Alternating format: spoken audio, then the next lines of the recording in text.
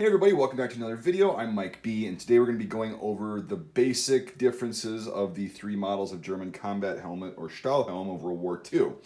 So this is going to be just a quick identification guide. It's not going to really go into too many details about like the liners and stuff like that, but this is just going to be to kind of help you if you're not experienced in looking for these things.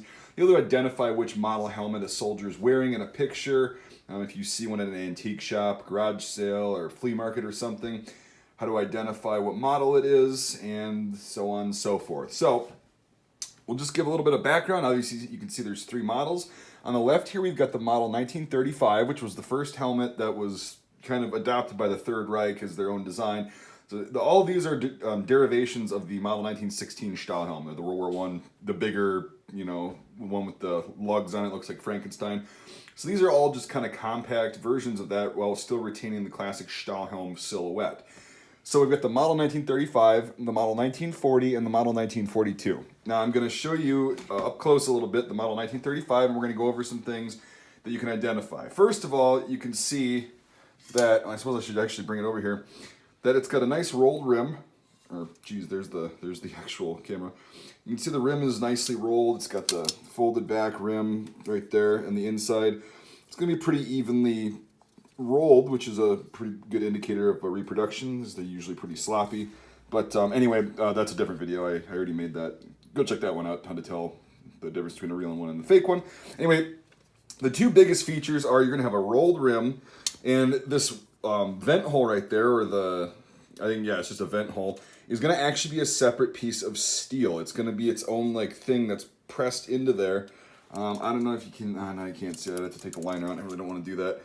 But it's going to be its own piece of metal. So there was a hole that was drilled, and then this thing was stamped into there.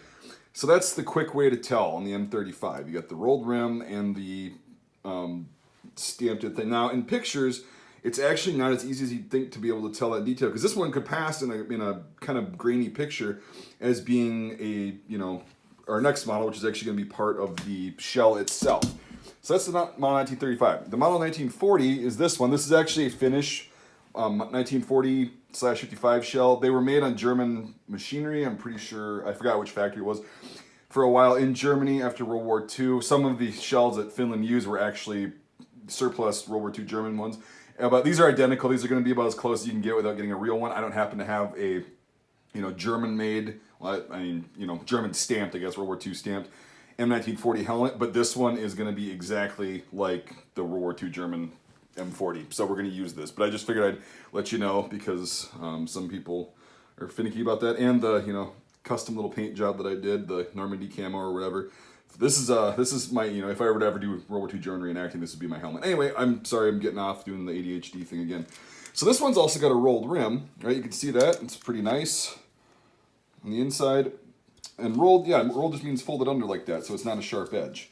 And then you can see this vent hole is actually stamped into the shell. It's not its own separate piece like the M35 was. So this is actually part of the shell itself, and that's the big difference. Now, that was a pretty good idea, and that was done to kind of speed up production, and you don't have to use as much metal if you just stamp it right into the shell, so you don't have to create a separate piece, separate part.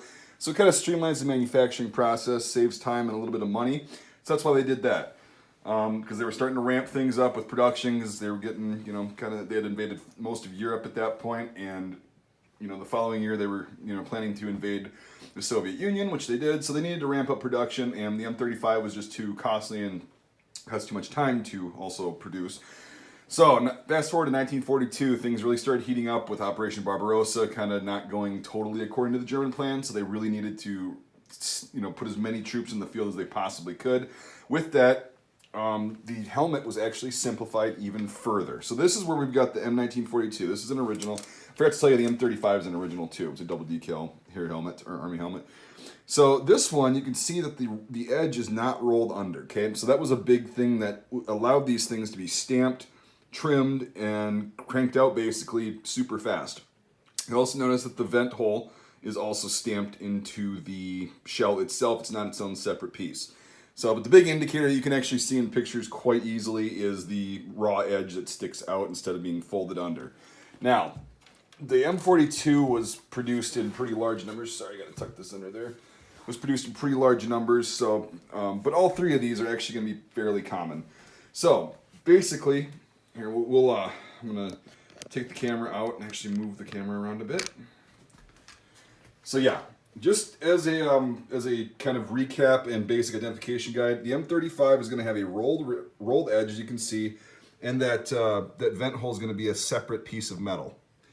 The M40 is still going to retain the rolled edge, but the vent hole is going to be stamped instead of its own piece, and the M42 is going to have that nice raw edge with the stamped vent hole as well. Now, that's just basic shell identification, I should say, not even helmet identification, just to see in pictures or, like I said, if you go to a shop. So I'll try to get into certain things about features of, looking at helmets to make sure they're quote-unquote correct, but then you're getting down so many rabbit holes that it's insane, but I'll eventually try to get to that. So let me know if you want to see those videos, if you're interested in this stuff. I love helmets, if you haven't noticed, if you're new to the channel, and these, obviously the German helmets are the most popular. It's been a dream of mine since I was a kid to actually, get a couple of them, and now that dream came true. So anyway, I'll stop rambling, and I hope you learned something from this. If you got any questions, I'll try to answer them, but it's pretty straightforward on just the shell identification. So yeah, thanks for watching, everybody. If you want to support the channel, support my work, the link to my Patreon is in the description. That allows me to get cool helmets like this, do ballistic tests on other helmets, do other things to make educational content on, and so on and so forth. It's $1 a month gets you in, and $5 a month or more gets you into my Discord server, which is really fun, I think. And yeah, it's a really good time.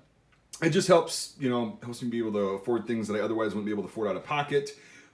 Yes, I have a job. I know, before a lot of you say that. I get that a lot, like, just get a job. Well, I do have a job. Anyway, so enough with that. So yeah, if you want to support the channel and you like this video, check that out. If you don't want to or you can't, I totally get it, and that's just fine. I appreciate you watching. So I'll wrap it up now. Thank you for watching, everybody. Let me know what you think, if you got any questions, and we'll see you on the next video.